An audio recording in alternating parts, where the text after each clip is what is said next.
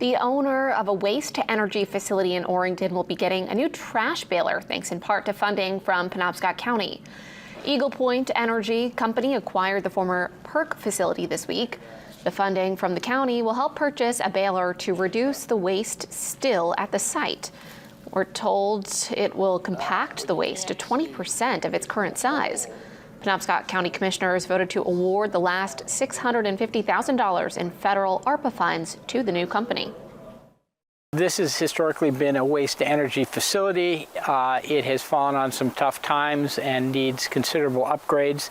The new owner, as we understand, is willing to make that commitment, but one of the big obstacles is what do you do with the trash? Estimated 8,000 tons is still left on the floor. And one of the things this baler will do will be compress that down to a hay bale size that will be approximately 1 ton. With a baler clearing much of the floor space, it will allow for upgrades and repairs. The new owners plan to reopen the facility for the processing and recycling of municipal waste. The plant stopped accepting solid waste last May, which has caused much of that material to be diverted to landfills.